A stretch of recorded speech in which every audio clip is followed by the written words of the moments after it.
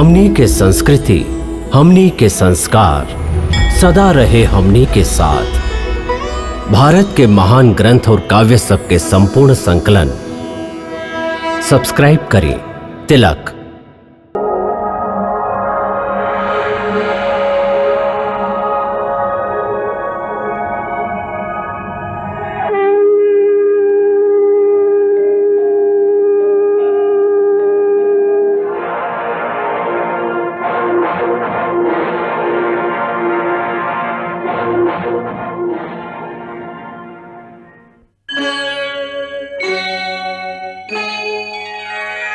कृष्णा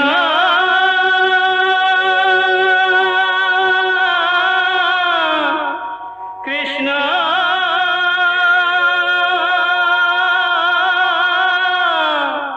हरे कृष्णा हरे हरे।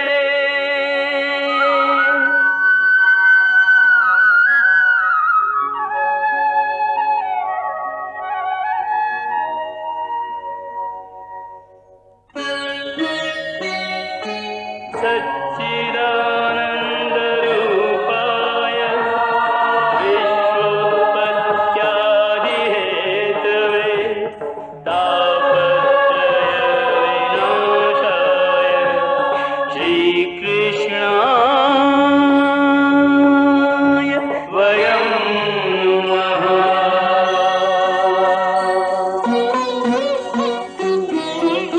श्रीकृष्ण गोविंद हरे मुरारे, हे नाथ नारायण वासुदेव। हरे कृष्ण राधे राधे कृष्ण कृष्ण कृष्ण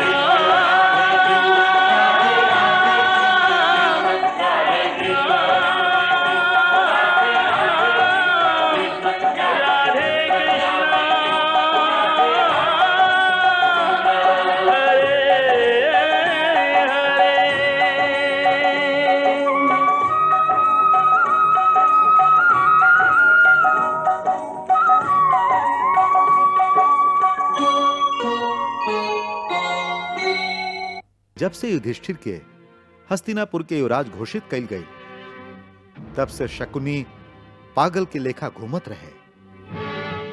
ऊपर से दुर्योधन के ताना होकर हृदय में आग लगावत रहे। आप हमेशा ही हमके एगो वचन देत रहली कि कुछ भी हो जाए, अंत में हमके ही हस्तिनापुर के युवराज बनावल जाई। बाकी हम युवराज के जगह खाली राजकुमार ही रहली, और आपके सगरे वचन झूठ हो गई, झूठ। अंत में वो एगो भयानक षड्यंत्र रचलस, जे में पांचों पांडव एक संगे जर के भस्म हो जाएं। वो वारणावर्त में एगो लाक्षागृह बनवा के पांचों पांडव के एक संगे जरा देवे के योजना बनौलस। ए अवसर पर हमार योजना काम कर गई।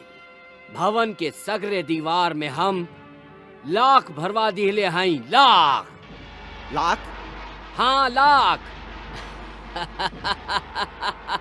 ऐसन लाख से बनल लाक्षागृह के खाली एगो चिंगारी दिखा दा, खाली एगो चिंगारी, तो पूरा भवन में एक संगे आग के लपट भड़क उठी।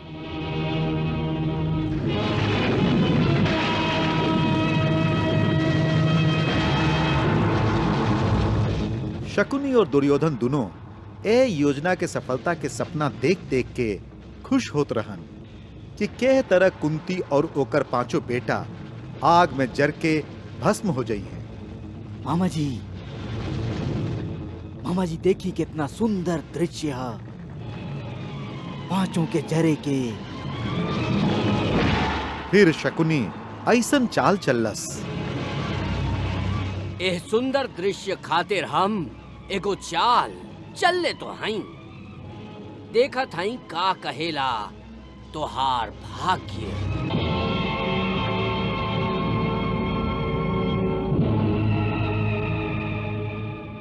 महाराज, जब से लोग सुनले बाड़न कि ए बरिस युवराज युधिष्ठिर शिव महोत्सव खातिर आवतारन, तब से सबके एक ही इच्छा बा कि यदि उनकर चारों भाई भी उनका संगे उहवा पधारे के कष्ट करें तो प्रजा के बहुत खुशी हुई। इनकर प्रार्थना स्वीकार कर ली महाराज, और यदि आपके आज्ञा होखे तो हम कुंती बहन के भी मना लेते हैं कि वो भी यही बहाना से आपन बेटन के संगे तीर्थ यात्रा करावे। जरूर देवी, हमरा ओरी से महारानी कुंती के भी उनकर बेटन के संगे जाए के आज्ञा दे दिहल जाए।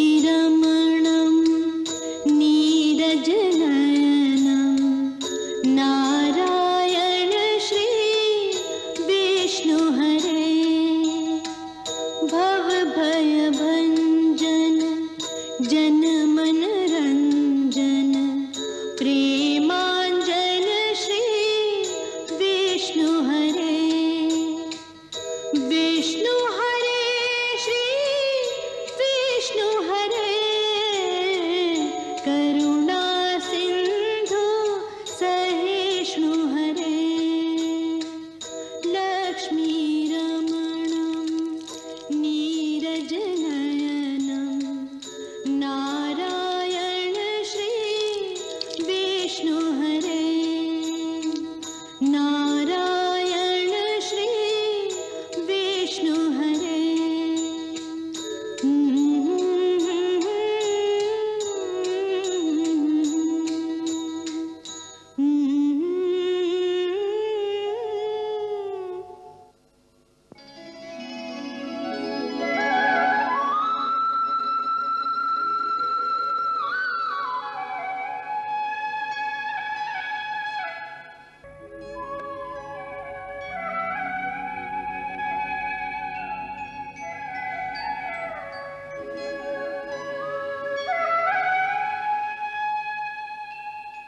त्वदीयं वस्तु गोविंद तुभ्यमेव समर्पये गृहाण समको भूत्वा प्रसीद परमेश्वर आकाशात् पतितं तोयं यथा गच्छति सागरं सर्वदेव नमस्कारः केशवं प्रति गच्छति।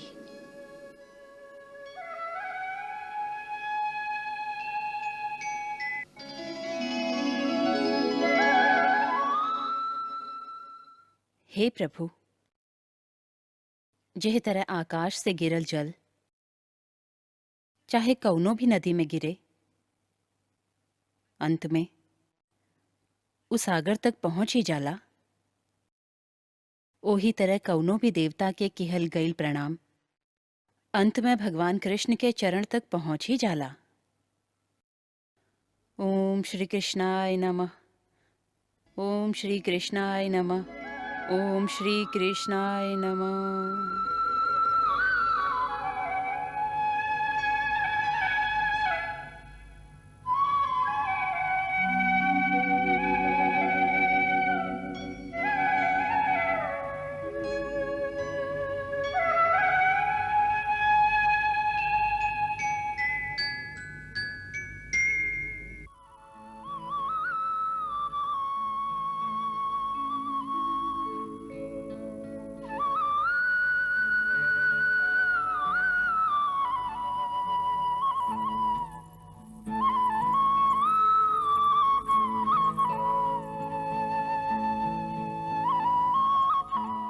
महारानी जी के श्री चरण में प्रणाम।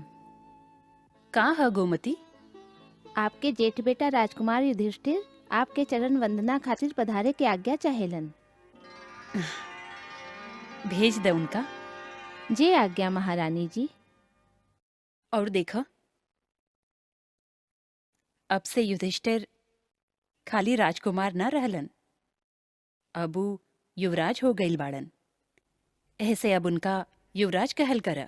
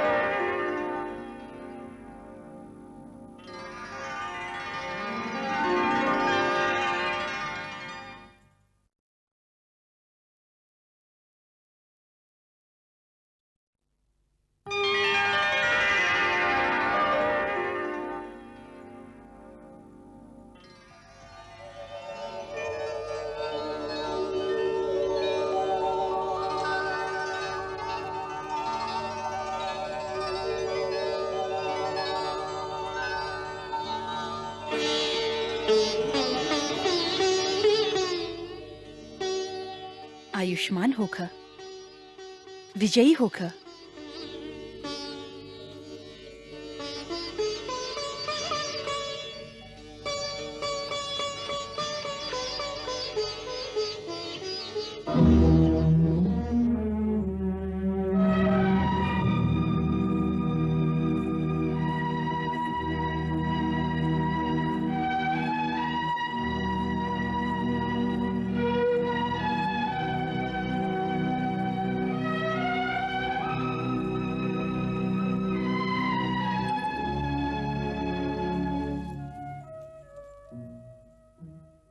कहा युवराज युधिष्ठिर, राजकाज में मन लग रहल है कि ना? प्रजा लोग से निजी संपर्क रोज होखेला कि ना? जी हाँ माता जी, आपके आज्ञानुसार हम हर दिन स्वयं नगर में जाके प्रजा लोगन से मिले ली, उनकर सुख दुख के बात सुने ली, और जो उनकर हित में होखे वैसन आज्ञा अपन कर्मचारियन के देईला। बहुत बढ़िया, बहुत बढ़िया। बाकी ई सब बात में हमके एगो बात अच्छा ना लागेला। उका? यह आपके ए तरह हमके युवराज युधिष्ठिर कह के बुलावल। ऊजे आप हमके बुलावत रहली युधिष्ठिर, बेटा युधिष्ठिर। ए तरह बुलावे में जे स्नेह, जे मिठास और जे अपनापन रहे वो ए संबोधन में नहीं खे। अब तक जब आप ए तरह हमके युवराज कह के बुलावे ली तो हमके ऐसा लागेला कि जैसे हम आपके बेटा ना कोनो पराया हो गई हई। हाँ, ऐसन ही है, और ऐसन होखे की भी चाहिए। बाकी काहे? काहे कि जब केहू राजा बन जाला तो ऊ केहू एगो के ना रहे, ऊ सबकर हो जाला। ओकरा पर ओकर सगरे प्रजा के एक जैसन अधिकार हो जाला, और ओकर भी इहे धर्म ह कि ऊ ई बात ही भुला जाए कि के ओकर आपन ह और के पराया। ऊ सबके एक ही दृष्टि से देखे, तबे सचमुच न्याय कर सकेला। एहसे तुहार युवराज बनते ही हम सबसे पहला बात तुहके इहे कहले रही कि आज से अपना सगा भाई और महाराज के बेटन में कौनो अंतर मत समझी है। राजा और जेकरा राजा बने के होखे ओकरा में क्षमा के गुण प्रधान होखे के चाही। एहसे हम तुहसे ई भी कहले रही कि एकरा से पहले जे कुछ भी भइल रहे, ऊ लोगन जे कुछ भी कैलन, उस सब बात के भुला जइह। हम तो भुला जाए, बाकी भीम और अर्जुन उनकर अपना संगे कई गल व्यवहार के कैसे भुलाई हैं? दुर्योधन भीम के जहर दे दिहलन, भला वो ये कैसे भुलाई हैं? हाँ, भीम और अर्जुन ना भूले हैं कि दुर्योधन और उनकर भाई सब उनका संगे का कैलन। बाकी तोहके राजा बने के ह, ऐसे तोहके उस सब बात के आपन हृदय से निकाल देबे के चाही। तोहके दोनों पक्ष के छोड़ के आपन एगो निष्पक्ष स्थान बनावे के चाही। देख, महाराज पर उनकर बेटन के कितना दबाव रहे कि दुर्योधन के ही युवराज बनावल जाए। बाकी वहां एगो राजा के ही लेखा निष्पक्ष होके निर्णय ली और तुहके युवराज बनौली। ई कौनो मामूली बात नहीं खे। महारानी जी, का है गोमती? महारानी जी, राजमहल से एगो विशेष दूत आइल है। महाराज युवराज युधिष्ठिर के आपन महल में तुरंत बुलैली है। अच्छा बात है, जा, महाराज तुहके बुलैली है। ए तरह अचानक तो ऊ कबो ना बुलावेली। राज प्रबंध में कबो भी कौनो जरूरी काम आ सकेला। एहसे एगो राजा के हमेशा तत्पर रहे के चाही। वैसे एह समय जौन काम खातिर वहां बोलैली ओकर हमके कुछ अनुमान ह। का? वारनावर्त तीर्थ में शिव पूजा के महोत्सव आवे वाला ह। एगो पुराना परंपरा के अनुसार उस समय राजा के उहाँ जाके पूजा में सम्मिलित होके के पड़ेला। तोहार पिताजी हर वर्ष उहाँ जात रहन। बहुत आनंद आवत रहे। एहसे महाराज इहे खातिर तुहू के बुलावत हुई है। यदि ऐसन ही है तो वहां से हमरा खातिर भी आज्ञा मांग ली है। हमार भी बहुत मन होखेला वहां जाए के। अच्छा माई, अब आज्ञा दी।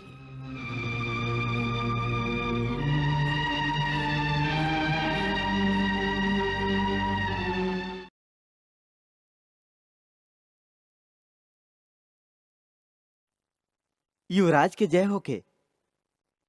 स्वामी कौना ओरी प्रस्थान करब? हमके महाराज धृतराष्ट्र के महल में ले चला। जी।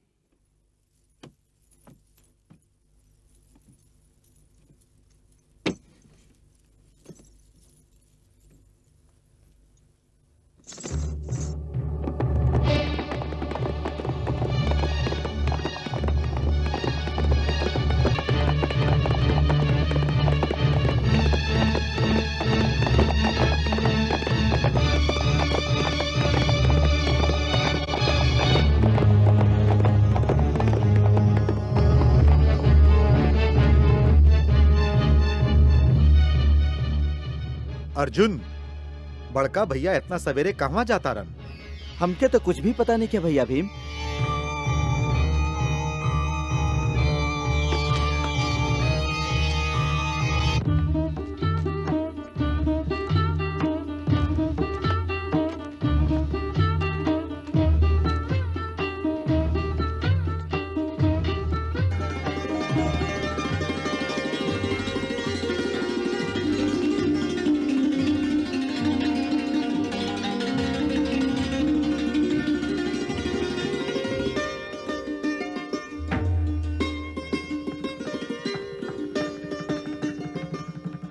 भीम, अर्जुन, नकुल, सहदेव, आयुष्मान होखा।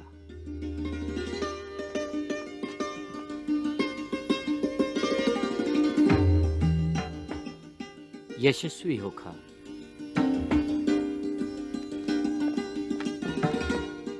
दीर्घायु होखा। बड़का भैया, इस समय तो आपके माताजी के संगे बातचीत के होखेला, फिर आज कहवा जा रहा हैं? हम माई के पास ही गईल रही, बाकी अचानक उहाँ महाराज के सनेसा पहुंचल कि कोनो काम से उहाँ हमके तुरंत बुलवली हाँ। यही से उहाँ के सेवा में जा रहल हई। कौनो आवश्यक काम रहल हुई जे इतना भोरे महाराज अपन युवराज के मंत्रणा खातिर बोलौले हैं। ऐसने लागता। बाकी तू चारों भाई अस्त्र शस्त्र के संगे सुसज्जित होके कौन काम खातिर निकलल बड़ा? बड़का भैया, आज भाई श्री भीम हम लोगन के आपन अस्त्र परीक्षा खातिर बोलौले बाड़न। आज हम लोगन आपन परीक्षा खातिर जा रहल हई। भीम, ये अचानक परीक्षा की जरूरत कैसे आ गई? ये अचानक ना बड़का भैया, असल में हर योद्धा के हर रोज आपन अस्त्र शस्त्र के अभ्यास करत रहे के चाहिए। ऐसे हम लोग हर दिन अभ्यास करबे करेली। बाकी हम आज कुछ विशेष आयोजन कैले हैं जेकरा से पता चले कि हम लोगन में से के कहवा तक प्रवीण भइल हा। अच्छा विचार है। थोड़ी का छोटकन के भी ध्यान रखिया। आप निश्चिंत रही बड़का भैया। अच्छा, महाराज प्रतीक्षा कर रहल हुई हैं। अब हम चलत हैं। आयुष्मान होगा।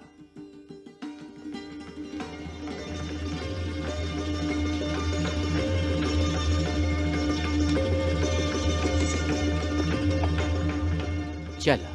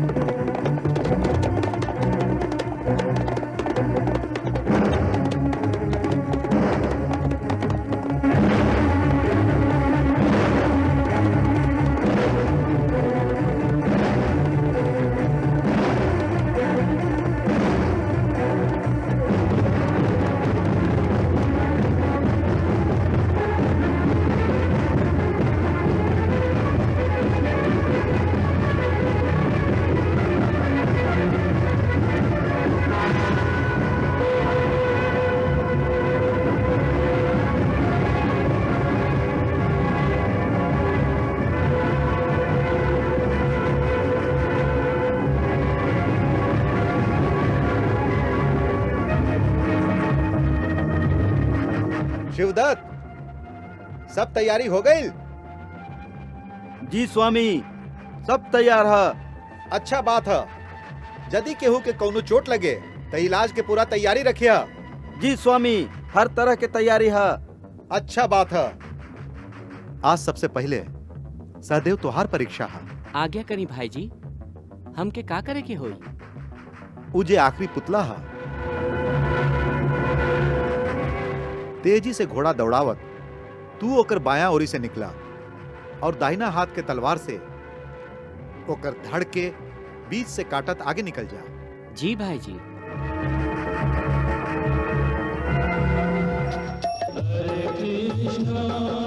हरे कृष्णा कृष्ण कृष्णा हरे हरे, श्री कृष्ण चरितम गुणानुवादम तत्प्रेरणा अहं करोमि, मम भावगीतं हृदयस्य प्रीतं त्वद्पद्मपादे समर्पयामि।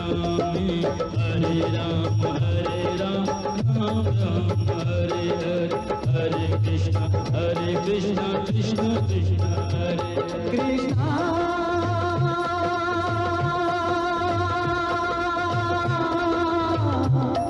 कृष्णा